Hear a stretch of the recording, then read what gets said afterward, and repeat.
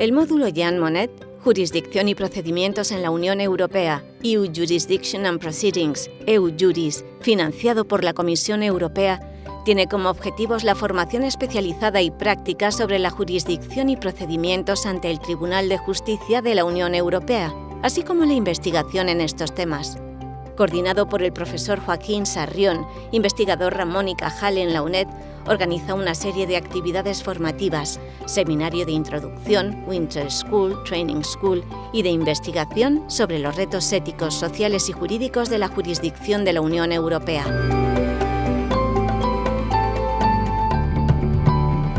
En esta conversación, el coordinador del proyecto y responsable de la línea de investigación de los retos jurídicos, Joaquín Sarrión, conversa con Pedro Jesús Pérez Zafrilla, profesor titular de Filosofía de la Universidad de Valencia y responsable de la línea de investigación sobre los retos éticos, y Cristina Benlloch Domènech, profesora ayudante doctora de Sociología de la Universidad de Valencia y responsable de la línea de investigación sobre los retos sociales y de género del proyecto.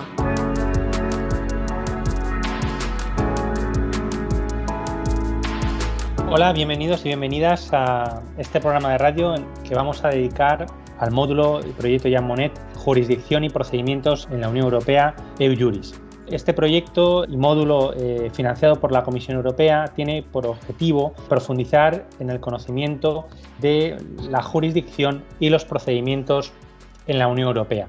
Por tanto, es un módulo y un proyecto con una parte de docencia y una parte de investigación en relación al sistema jurisdiccional europeo. En el marco de este proyecto tenemos previstas realizar diferentes actividades a lo largo de los 3 años. Mi nombre es Joaquín Sarrión Esteve, soy el coordinador del proyecto y soy investigador Ramón y Cajal y profesor de Derecho Constitucional en la Universidad Nacional de Educación a Distancia. En el proyecto estamos embarcados diferentes profesores e investigadores, tanto de la UNED como de otras universidades, especialmente de la rama de Derecho, pero también de otras disciplinas. En particular, me interesa señalar, porque hoy nos acompañan, que tenemos especialistas en Sociología y en Filosofía y Ética, porque el proyecto, que tiene ese objetivo de conocer la jurisdicción y los procedimientos en la Unión Europea, tiene diferentes dimensiones. Una de ellas, que es la que lidero yo, son los retos jurídicos que se plantean en estos procedimientos y en la propia jurisdicción europea del Tribunal de Justicia en particular, pero también de la jurisdicción ordinaria y de la jurisdicción española, que es, en definitiva, también jurisdicción porque aplica derecho de la Unión Europea a jurisdicción europea. Luego hay una dimensión ética, una perspectiva ética importante y relevante en relación a la jurisdicción y los procedimientos en la Unión Europea, de la que se ocupa y responsabiliza el profesor Pedro Pérez Zafrilla, que es profesor titular de Filosofía de la Universidad de Valencia y que nos acompaña hoy. Bienvenido, Pedro. Muchas gracias, Joaquín. Y luego tenemos también una dimensión de género. Esa dimensión de género, esa perspectiva de género que es importante también en la jurisdicción y en los procedimientos en la Unión Europea, aunque hay diversos investigadores involucrados en el proyecto, cae bajo la responsabilidad y lo coordina Cristina Benlloch Domènech, que está también hoy con nosotros. Ella es profesora de Sociología de la Universidad de Valencia. Bienvenida, Cristina. Muchas gracias, Joaquín. Hechas las presentaciones, voy a hacer una breve introducción a lo que es el proyecto, ya la dimensión jurídica, que es la línea de investigación que me ocupo yo, y luego les permitiré también que unos breves minutos hagan ellos la presentación de la dimensión ética o de los problemas y retos que se plantean desde el punto de vista de la ética y de los problemas y retos que se plantean desde el punto de vista del género, la dimensión de género y la perspectiva de género. Como he comentado antes, el proyecto es un módulo docente. Los módulos docentes en la Unión Europea están pensados para que tengan una parte principal de docencia de cara al alumnado y en ese sentido hemos preparado 3 actividades fundamentales a lo largo del año, que son un curso introductorio, un seminario introductorio sobre la jurisdicción y procedimientos de la Unión Europea de 5 horas, una escuela de invierno, una Winter School de 30 horas, que es una formación más especializada, y luego una training course o un curso, digamos, práctico. De estas 3 actividades que vamos a realizar a lo largo de los próximos 3 años, este primer año ya hemos realizado las 2 primeras, tanto el seminario introductorio como la Winter School, y nos queda realizar para septiembre la training course o el curso práctico. Estas 3 actividades son las actividades, digamos, docentes y vamos a repetirlas durante 3 años. Han participado muchos estudiantes, más de 100 estudiantes, están pensadas para estudiantes fundamentalmente de Derecho y para especializarse en estos temas de la jurisdicción y procedimientos en la Unión Europea. Junto a estas actividades que además están colgadas en Canal UNED y se pueden ver ahora en la serie del módulo Jean Monnet, EUJuris, tenemos una parte de investigación, como estaba comentando. ¿Por qué es importante la parte de investigación? Es importante porque nos ayuda a los profesores que estamos involucrados en el proyecto y en el módulo, precisamente a formarnos para poder también perfeccionar o mejorar estas actividades para los estudiantes. Y las 3 líneas de investigación que abarca el proyecto y que tienen relación con la jurisdicción y los procedimientos en la Unión Europea son estas 3 retos jurídicos, retos éticos, retos de género, retos de la perspectiva de género. En cuanto a los retos jurídicos, que son los que yo me responsabilizo, yo coordino, aparte de coordinar en general el proyecto. Y los retos jurídicos que se plantean de cara a la jurisdicción de la Unión Europea son indudablemente muchos. En primer lugar, hay que señalar que cuando hablamos de jurisdicción de la Unión Europea, en realidad hablamos de una jurisdicción compleja y una jurisdicción que podemos llamar híbrida. No es únicamente el Tribunal de Justicia de la Unión Europea, formado por el Tribunal de Justicia y el Tribunal General, sino que también los tribunales de los Estados miembros son jurisdicción europea o son jurisdicción de la Unión Europea en la medida en que aplican derecho de la Unión Europea. Eso es importante tenerlo en perspectiva, aunque normalmente nos enfocamos o focalizamos más en lo que es los procedimientos y la jurisdicción del propio Tribunal de Justicia que está en Luxemburgo. Junto a esta importante matización, es importante señalar que los retos son muchos, desde la propia jurisdicción y competencias de los tribunales en sus relaciones entre los propios tribunales que están en Luxemburgo con las distintas jurisdicciones nacionales que aplican el derecho de la Unión Europea, en particular los altos tribunales, los tribunales supremos y los tribunales constitucionales. Y en la perspectiva que unos y otros tienen respecto al ordenamiento jurídico complejo, ordenamiento jurídico abierto, ordenamiento jurídico multinivel o pluralismo constitucional en el que vivimos. Porque, por un lado, el ordenamiento jurídico de la Unión Europea es un ordenamiento jurídico autónomo con sus propias reglas y principios que se deben aplicar y se aplica por parte de la jurisdicción del Tribunal de Justicia de la Unión Europea, como también por parte de la jurisdicción de los tribunales nacionales. Y por otro lado, los ordenamientos jurídicos nacionales o ordenamientos jurídicos de los Estados miembros, que son ordenamientos jurídicos también autónomos, en los que se incorpora el propio derecho de la Unión Europea y que tienen que aplicar los tribunales nacionales. Eso plantea muchos problemas de interrelación entre ordenamientos, además de tener en cuenta desde la perspectiva, por ejemplo, de la protección de los derechos fundamentales, que es otro tema jurídico muy importante, que tenemos diferentes instrumentos de protección de derechos fundamentales. La propia Carta de Derechos Fundamentales de la Unión Europea, las constituciones nacionales que incorporan cartas de derechos fundamentales o artículos referentes a la protección de derechos fundamentales, o el Convenio Europeo de Derechos Humanos, que está fuera del sistema jurídico de la Unión Europea, pero que se aplica también por mandato del propio ordenamiento jurídico europeo y de las propias constituciones nacionales, ¿no? Como es el convenio de Roma.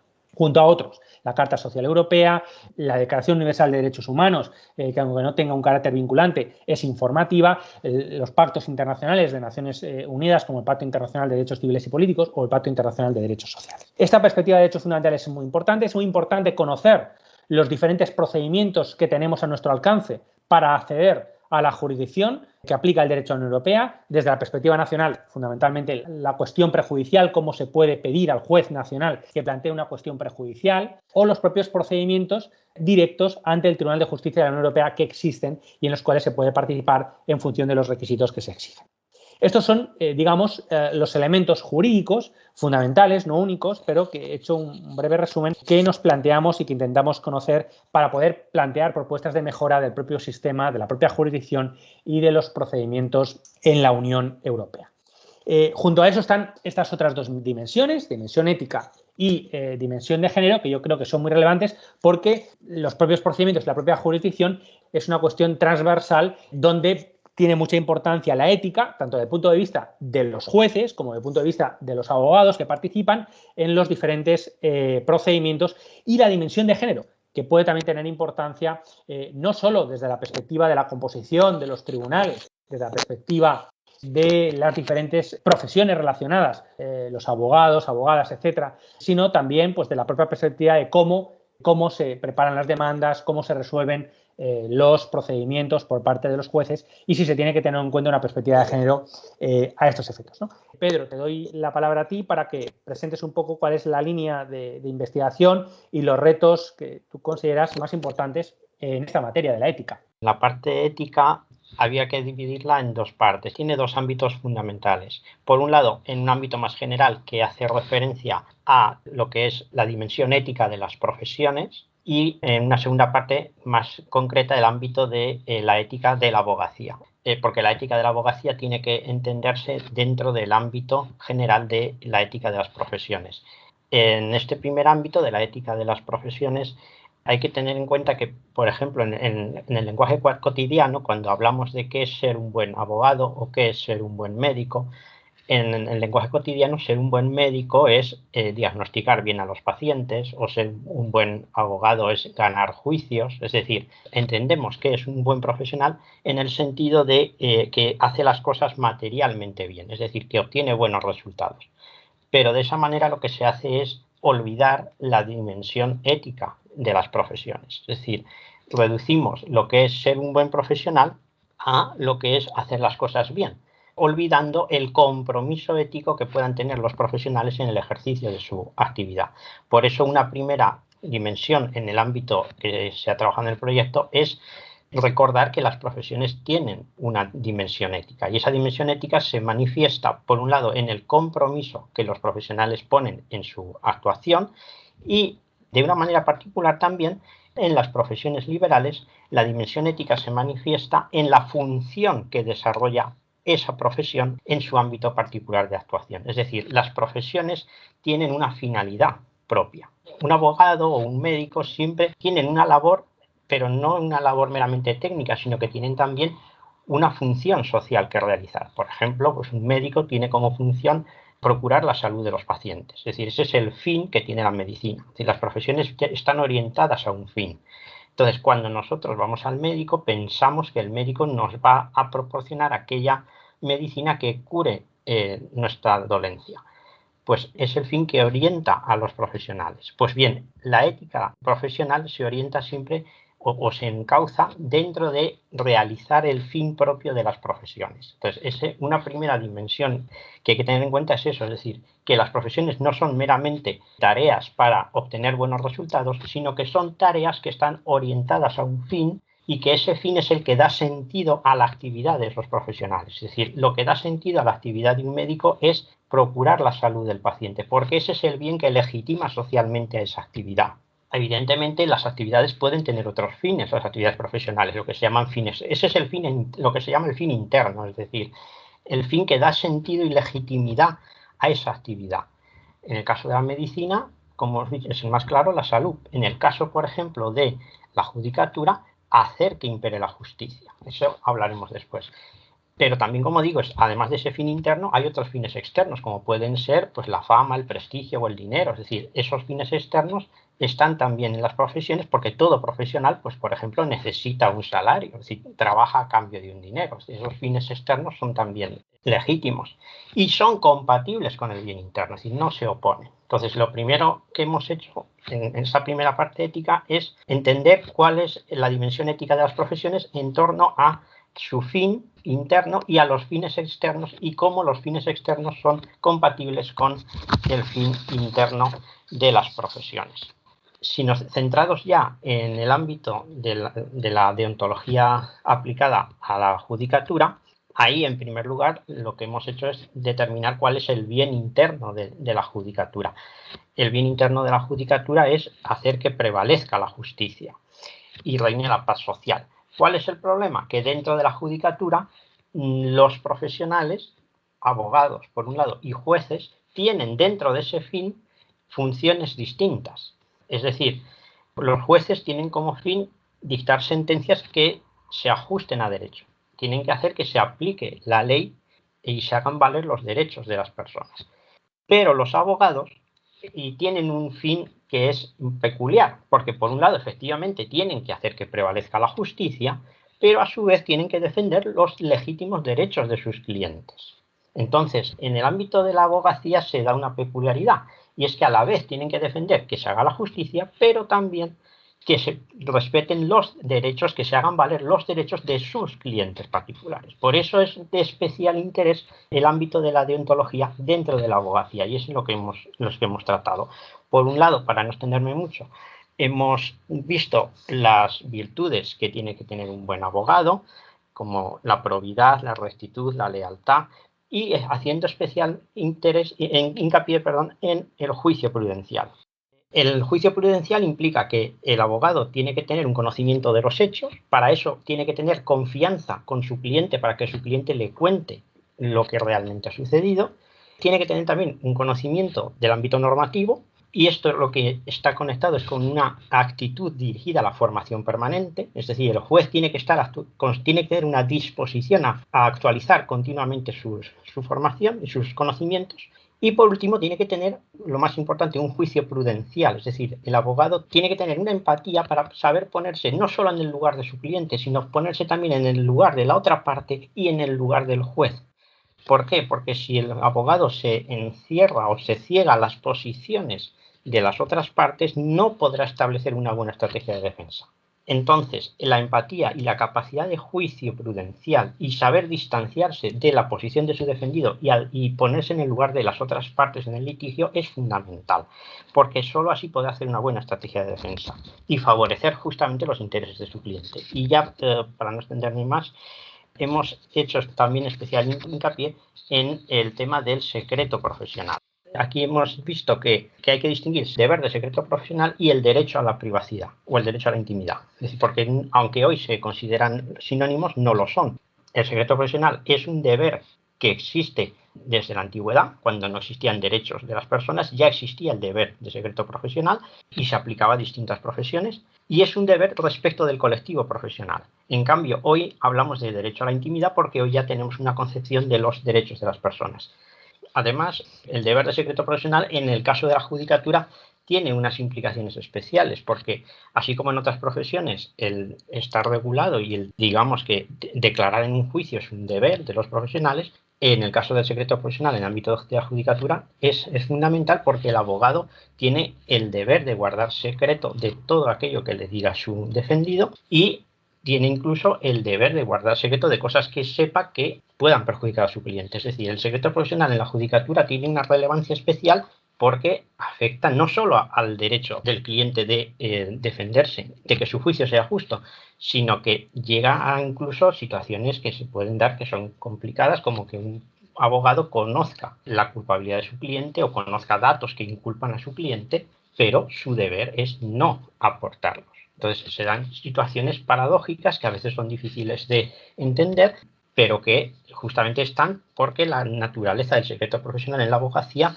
es así. Es decir, es una situación diferente al de otras profesiones, porque lo que se trata de garantizar es los derechos del cliente y a que a la vez se haga justicia. Entonces tiene que conjugar esos dos deberes, el que se haga justicia, pero desde la perspectiva de la defensa de los derechos de su cliente. Entonces eso es lo que hemos abordado. Y, en definitiva, estos son los puntos que hemos tratado. Muchas gracias, Pedro. Efectivamente, yo creo que son temas muy relevantes desde el punto de vista de la ética. Bueno, y hay que plantearse que son para los tres, los vamos a desarrollar a lo largo de los 3 años. Yo creo que eso es lo más relevante, ¿no? Doy paso a Cristina para que comente los retos más importantes que ella considera sobre los que estamos trabajando en el proyecto desde la perspectiva del género. Gracias. Nosotros en la dimensión de género lo tenemos delimitado en torno a 2 ejes fundamentales. Por un lado tenemos señalado en el ámbito de los agentes, de los elementos, de los sujetos y de las dimensiones que forman parte de la toma de decisiones y que están insertos en el propio proceso del ejercicio de la justicia. Y luego, por otro lado, tenemos una dimensión del lenguaje que trabajaremos desde el punto de vista de cómo se expresan las sentencias, cómo se puede leer el lenguaje jurídico. Nos encontramos en un punto muy inicial de la investigación, puesto que como el proyecto empieza este año, lo único que estamos haciendo es más bien delimitar los aspectos que nos interesan. En ese sentido, lo primero que hicimos fue una búsqueda de los ejes no fundamentales para el análisis. Y hay algunos que voy a señalar, no son todos sobre los que vamos a trabajar, pero que sí que son relevantes tener en cuenta cuando se aborda la dimensión de género sobre el ejercicio de la justicia o sobre estos ámbitos más jurisdiccionales.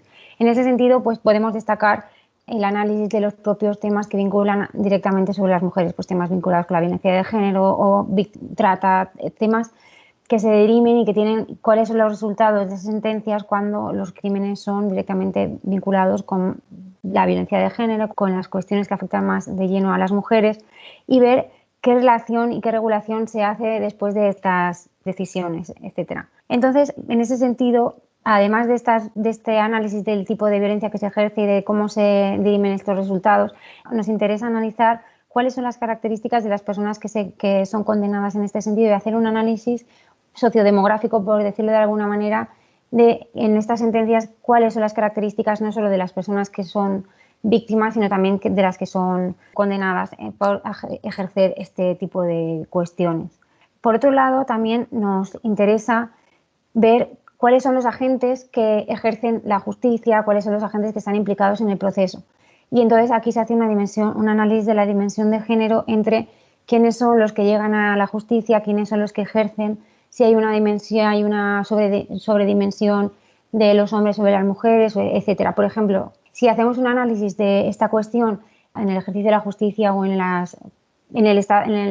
justicia española o en las profesiones jurídicas, vemos que si bien hay una sobredimensión de las mujeres en el ejercicio, por ejemplo, de la fiscalía, hay más mujeres en determinados ámbitos del ejercicio de la justicia, si bien cuando nos elevamos a las altas esferas vemos que hay un sesgo de género por el cual las mujeres todavía no tienen como un techo de cristal al que no han llegado. Entonces, el análisis que se propone es ver si este análisis tiene más bien un componente generacional, en el sentido de que, dado la cuota de mujeres inferior en las décadas anteriores y la edad de las personas que ejercen determinadas profesiones, esto se puede paliar conforme vayan llegando, o si bien existe una cuestión sistémica para el acceso diferencial entre hombres y mujeres.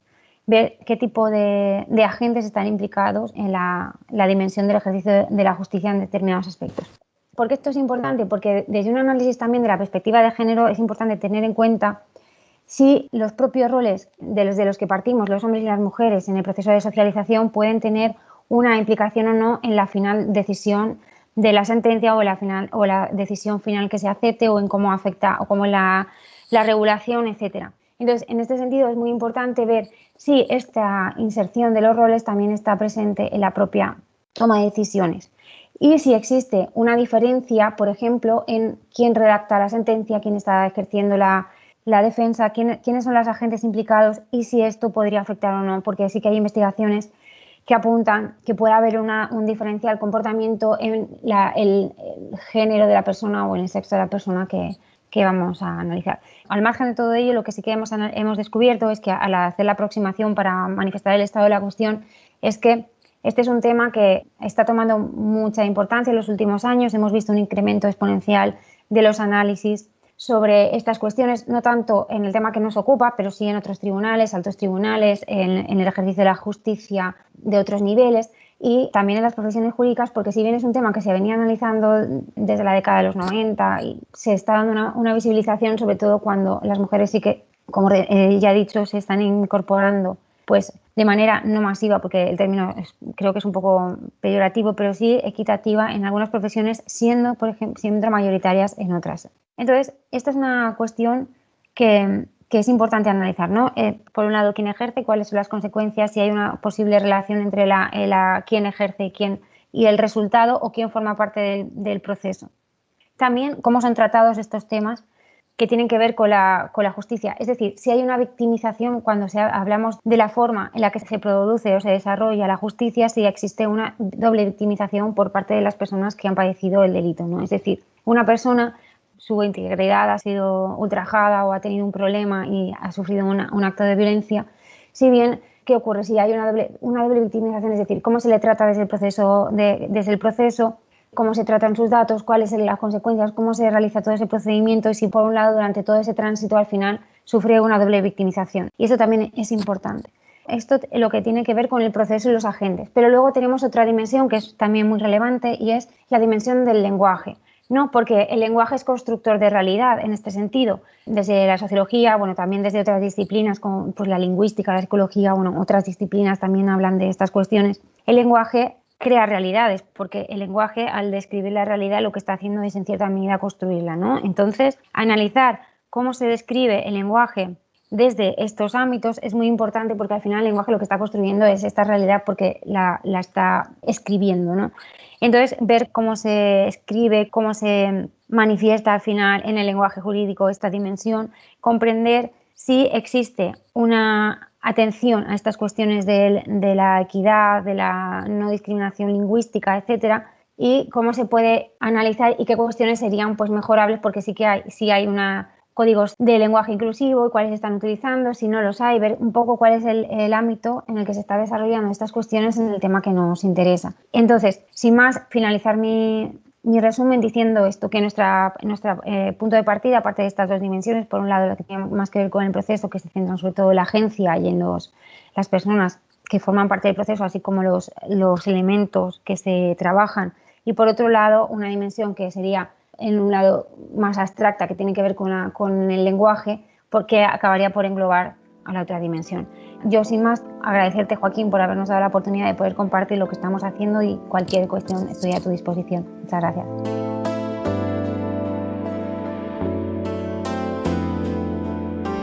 Bueno, muchas gracias, Pedro, muchas gracias, Cristina, muchas gracias a los dos.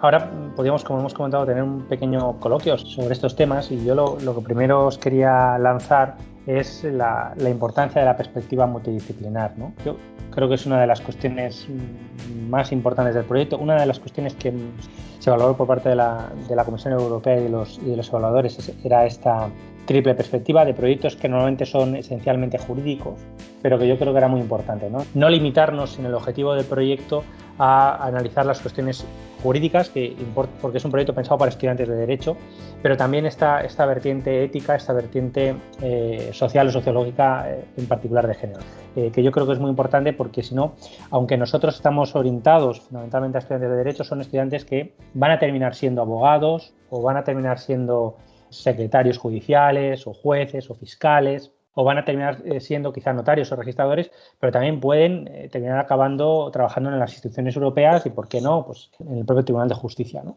Entonces, desde ese punto de vista, yo os preguntaría, si tuvierais delante a un estudiante de Derecho, ¿no?, que está ahora acabando la carrera, o está ahora realizando un máster, o está realizando el doctorado, pero que aún no está trabajando, ¿no?, ¿qué le diríais en relación a cómo debe prepararse desde vuestra perspectiva ética o sociológica para complementar su formación jurídica en relación a este tema? Pues a ver, desde la perspectiva ética, mi consejo sería que tuviera en cuenta lo que hemos dicho antes, es decir, entender que la profesión de la judicatura, ya sea como juez, como abogado, realiza una función dentro de la sociedad, es decir, tiene una función establecida por la sociedad cuyo sentido y legitimidad viene dado por la sociedad. Es decir, entender que las profesiones no son meramente una tarea que hacemos para ganar dinero, que sería un bien externo, que lo necesitamos para vivir, sino que la función de las profesiones, que cada profesión, mejor dicho, tiene un bien interno, una meta, que es la que le da sentido dentro de la sociedad, y que será su actuación como profesional la que tenga que tener en cuenta esa función interna que tiene su profesión, porque eso le reportará a él un sentido también a su profesión, y no solo a él, sino también reportará un beneficio para el conjunto de la sociedad. Es decir, las profesiones tienen una meta y un sentido, y el profesional tiene que comportarse de acuerdo a esa meta que tiene la profesión, porque eso le reportará beneficios a él y también al conjunto de la sociedad. Yo creo que eso sería el primer consejo que se podría dar. Yo creo que eso que has dicho es muy importante, porque es la forma de realizarse, ¿no?, de realizarse una persona y de crecer como persona, ¿no? Porque a veces, bueno, en Derecho nos preocupamos sobre todo de formar en Derecho positivo, ¿no?, en las normas que existen y que están vigentes actualmente.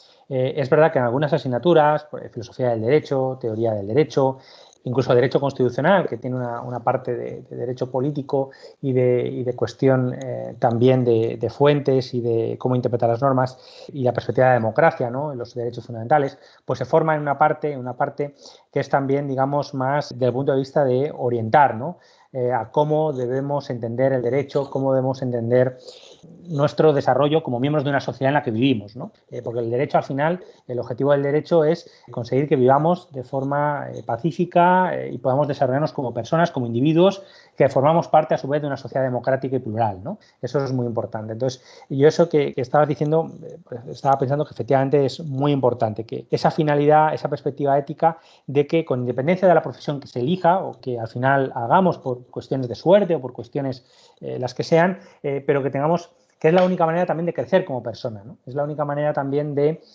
mirarnos al espejo, ¿no? Cuando acaba el día o cuando nos levantamos y decir, bueno, estoy realizando este trabajo no solamente por ganar dinero, no solamente porque soy bueno en esto, no solamente porque me gusta, sino también porque estoy aportando algo a la sociedad y a la vez, en la medida en que aporto algo a la sociedad, me aporto algo a mí mismo, ¿no?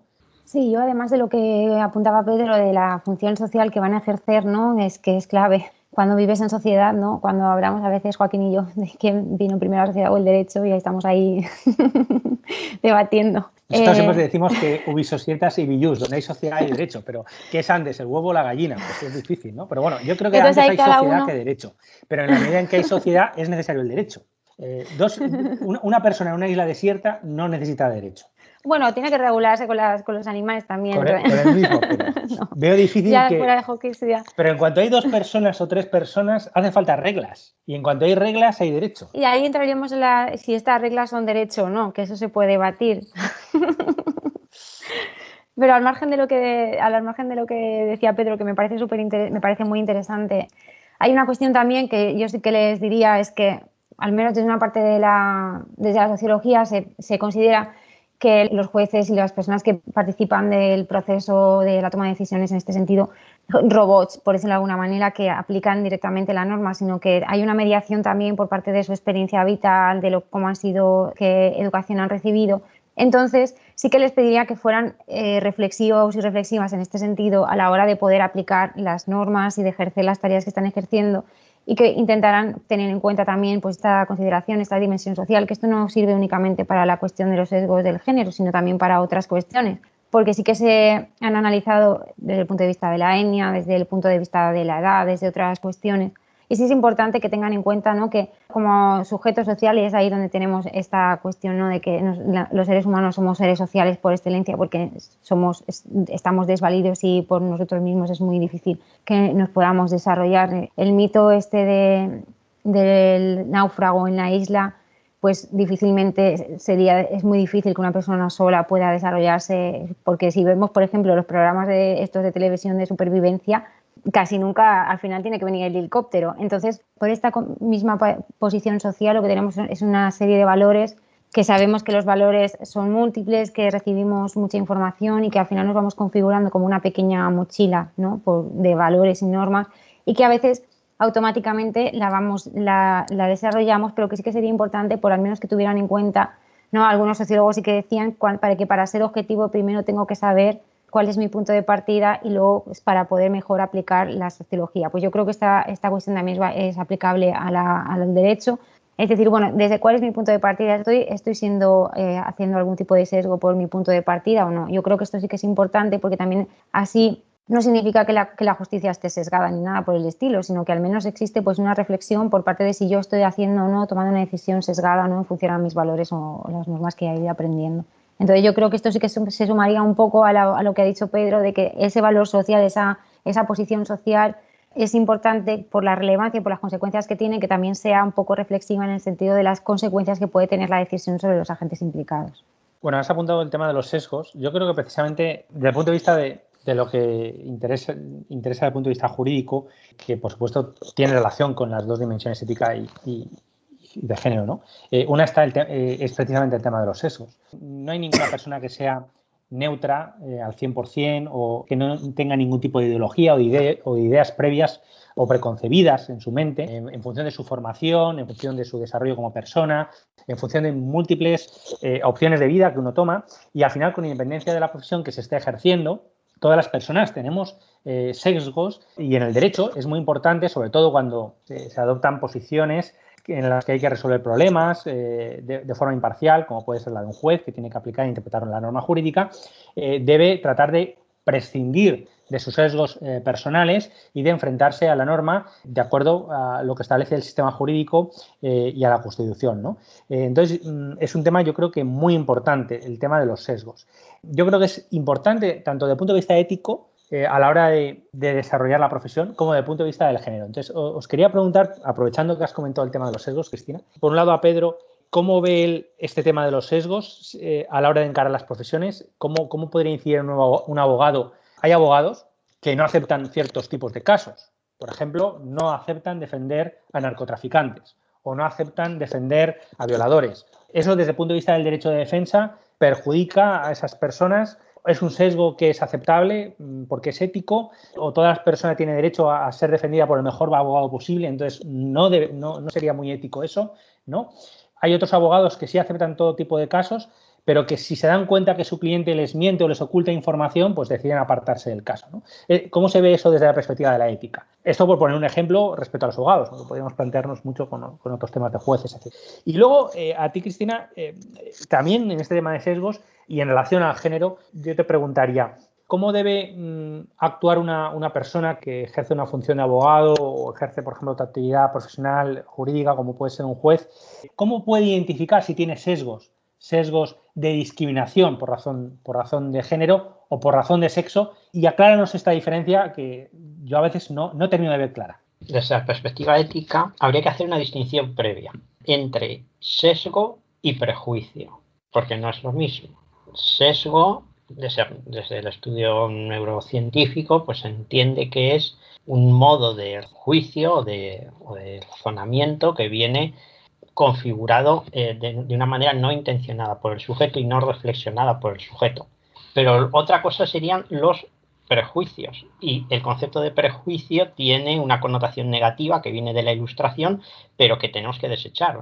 Hay un autor que es Gadamer que señala que los prejuicios, todos tenemos prejuicios y los prejuicios no son malos, es decir, porque todo juicio parte de un prejuicio, es decir, todo juicio parte de unos supuestos que todos hemos asumido desde la educación, desde niños. Todos hemos asumido una serie de cosas, de concepciones de la realidad que nos han venido dadas por la educación. Entonces, todo juicio parte de un prejuicio y eso en principio no tiene que ser malo.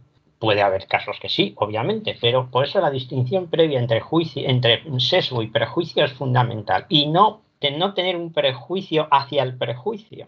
¿Vale? Es decir, el prejuicio en principio no es malo, porque todos lo tenemos, pero puede haber prejuicios que sí sean malos, pues hay que tener un discernimiento ético de ver cuándo los prejuicios que tenemos pueden ser perjudiciales y cuándo no. Entonces, lo primero es distinguir entre sesgo y prejuicio. Y después, respecto de si los abogados que rechazan ciertos tipos de clientes, claro, eso en principio atentaría contra el derecho constitucional que tiene toda persona a tener un juicio justo, pero también afectaría a su derecho a la legítima defensa, a la presunción de inocencia. Es decir, claro, usted ya puede haber estado condenado por esas mismas causas y ya está demostrado que usted es tal cosa. Pero claro, aún así, cuando se enfrenta a un juicio, tiene el derecho a que alguien le defienda. Entonces, ahí habría un conflicto, efectivamente, y se estarían violando los derechos de una persona, porque en un Estado de Derecho, pues todas las personas tienen derechos que hay que respetar. Entonces, ahí sí que puede haber personas que entiendan que éticamente no lo pueden asumir, pero bueno, tendríamos que tener en cuenta que ese prejuicio atenta contra los derechos de esas personas. Sí, si me permites, bueno, creo que has estado muy acertado en corregirme en esta cuestión de señalar muy atinadamente la diferencia entre sesgos y prejuicios, ¿no? Y en relación a lo que comentas ahora, claro, yo me planteo el dilema con la objeción de conciencia del abogado, ¿no? En este caso, pero que efectivamente, como tú dices, esa objeción de conciencia está vinculada necesariamente a que no presume la inocencia de esa persona, ¿no? Porque si presumiera la inocencia, ¿por qué debería tener una eventual objeción de conciencia en relación a eso, ¿no? Pero me parece un dilema interesantísimo. No, claro, es que justamente lo que hay es un conflicto de derechos. O sea, el matiz que acabas de señalar, es decir, si un abogado hace objeción de conciencia frente a acusados de violación, etcétera, hay un conflicto de derechos. Está el derecho de la persona a su defensa, a tener un juicio justo y que alguien le defienda, y el derecho del abogado a hacer objeción de conciencia. Y en definitiva, el derecho en lo que consiste es en equilibrar y en dirimir qué derecho prevalece en los juicios. Entonces, ahí habría exactamente un conflicto de derechos. Claro, ahí lo que apuntaba Pedro es muy acertado, ¿no? La sociología esto lo llama sistematización. Es que cuando algo se repite mucho tiempo, durante un periodo en una sociedad se convierte en algo automático, y entonces nosotros cuando llegamos a un lugar ya sabemos exactamente lo que tenemos que hacer, si ya hemos sido socializados en ese espacio. Entonces, esto nos ayuda a simplificar los procesos mentales para poder interrelacionarnos en sociedades, sobre todo cuando las sociedades cada vez se vuelven más complejas y atienden a más dimensiones. Claro, ¿cuál es el problema de esto? El problema de esto es cuando esa visión estereotipada lo que hace es introducir una posición negativa sobre una de las personas que está en esta situación. Es decir, si yo parto de un estereotipo que es negativo, un prejuicio negativo en el sentido en el que lo decía Pedro, ¿no? O sea, y esto tiene una consecuencia de una situación de desigualdad frente a la otra persona, lo que hago es poner una situación de inferioridad o perjudicar a alguien en función a ese estereotipo negativo con el que yo estoy trabajando. Pues, por ejemplo, cuando hablamos de las mujeres que tienen unas determinadas características frente a los hombres, entonces yo actúo entre esa dicotomía y estoy perjudicando a una de las personas que están en el juego. Claro, eso es importante trabajarlo porque si no, pues a la hora de tomar las decisiones podíamos estar muchas veces, pues, cuando se habla del análisis, ¿no?, de la justicia, se dice, bueno, pasamos de una justicia paternalista en el sentido de que trataba a las mujeres como un ente a proteger por delicado, por tal, entonces las protegía, las envolvía en una especie de tul y las trataba pues como no inferiores, pero sí más delicadas, un objeto a proteger. Entonces teníamos una justicia paternalista. Entonces, muchas de las demandas del feminismo es romper, ¿no?, con esa idea de la justicia paternalista a una justicia igualitaria, ¿no?, que trate por igual a unos y a otras. Y luego en lo que has comentado sobre el sistema sexo-género, bueno, ahora es que está la cosa un poco compleja en este sentido, ¿no? Entonces, en los últimos tiempos, esta dicotomía del sexo y el género venía siendo, ahora es que está la cosa un poco, están asentando los conceptos en algunos movimientos, entonces es un tema un poco complejo, sobre todo manifestarse en estas cuestiones ahora mismo, si me lo permites, pero bueno, lo que se entendía era que el sexo respondía a la condición biológica, tenía relación con la dicotomía hombre-mujer. Luego sí que es verdad que hay una serie de personas, ¿no?, que se llaman los intersex, interdeterminados, que en un momento, en los 90, creo que, no sé exactamente el punto temporal en el que empezaron a decir que estas personas no fueran determinadas biológicamente, porque si había duda, por esa temerosidad, ¿no?, de los padres de que no fuera nada, había una intervención quirúrgica. Entonces, el médico al final tomaba la decisión de si eso era un hombre o una mujer y esto generaba problemas. Entonces, ahí teníamos una serie de personas, creo que es un caso de cada 100.000 nacimientos, pero no estoy muy segura en este momento, de personas que no encajaban con la dicotomía biológica del sexo. Entonces, a partir de aquí viene una reivindicación de decir, bueno, es que al final el sexo es una decisión médica. Entonces, ¿no?, hay un movimiento que dice, como el sexo es una decisión médica de dónde se establecen los límites, pues el sexo biológico se puede considerar que es también una decisión aleatoria. Bueno, pero tradicionalmente se había entendido como el sexo biológico el hombre y la mujer definidos por su biología, por sus características físicas. Y por otro lado estaba la dimensión del género, que respondía a cómo se organizaba las relaciones sociales en torno a estas características biológicas. Es decir, es lo que se conoce como la división sexual del trabajo, que en cierta medida en todas las sociedades existe. No significa que en todas las sociedades exista la misma división sexual del trabajo, sino que hay unas sociedades en las cuales las mujeres se dedican a algo que podemos pensar que es tradicionalmente masculino bajo nuestra perspectiva, pero en otras no. O sea, tampoco es que todas las sociedades tengan la misma división sexual del trabajo. División sexual del trabajo obedece a que las mujeres en una sociedad hacen unas cosas y los hombres otras, en función a esta característica biológica. Claro, ahora está todo un poco asaltado, esta situación un poco por los aires, en el sentido de que hay un debate bastante, sobre todo por las legislaciones que se están aprobando, por la reivindicación de determinados movimientos. Esto no es una cuestión que sea nueva. Aquí el movimiento queer, que es sobre el que se está debatiendo y son los que tienen el debate gira en torno a esta cuestión, tiene un recorrido largo, con Butler y otras autoras que lo han reivindicado desde hace bastante tiempo, pero que ahora por las cuestiones políticas pues ha saltado más a la palestra. Pero tradicionalmente, o al menos en un tiempo bastante amplio de la investigación, se había hecho la dicotomía si lo biológico frente a lo social, que respondía a unas características, o sea, que era la respuesta social a unas características biológicas.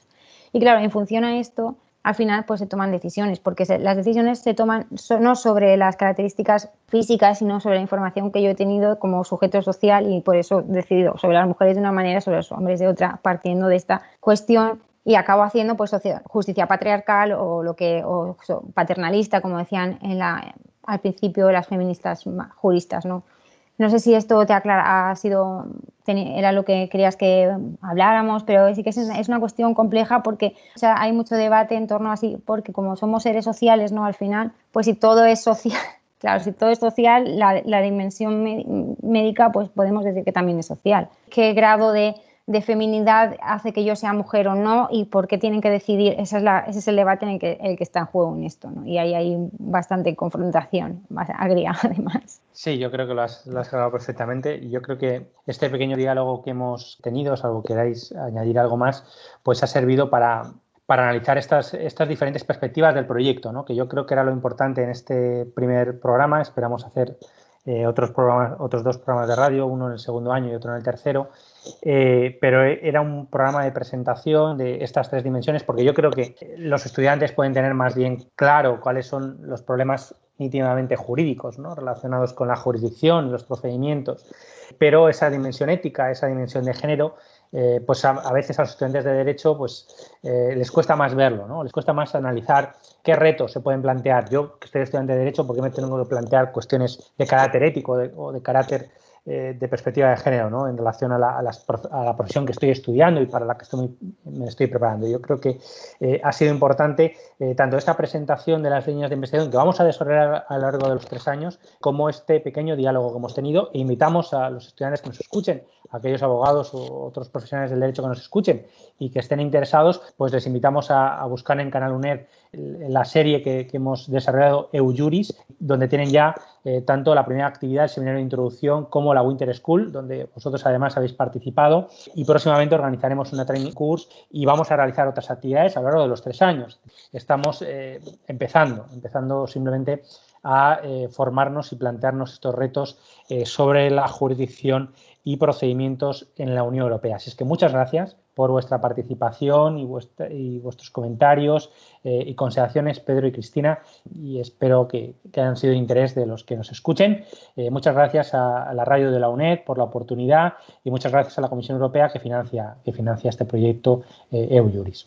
Muchas gracias. Muchas gracias, Joaquín, y espero que al menos haya despertado pues un poco la curiosidad, ¿no?, a las personas que nos vayan a escuchar o nos hayan escuchado y que pues busquen más estas cuestiones, porque al final también si estoy diciendo todo el rato que tenemos una mochila social, pues yo también la tengo, entonces creo que es importante que a partir de aquí pues empiecen a tomar sus propias conclusiones y que empiecen a investigar más las cuestiones que hemos planteado y que pues eso, que haya despertado al menos un poco de curiosidad por estos temas. Muchas gracias por la invitación, por el espacio para poder pues compartir estas pequeñas reflexiones y gracias de nuevo, Joaquín, y a la UNED por la oportunidad de participar. Muchas gracias también, Joaquín, por esta oportunidad, y como decía Cristina, pues se han abierto temas aquí mismo de debate, no solo para exponer lo que hemos trabajado, lo que estamos trabajando, sino temas también en los que profundizar en posteriores sesiones y grupos de trabajo. Así que muchas gracias a ti y a la UNED.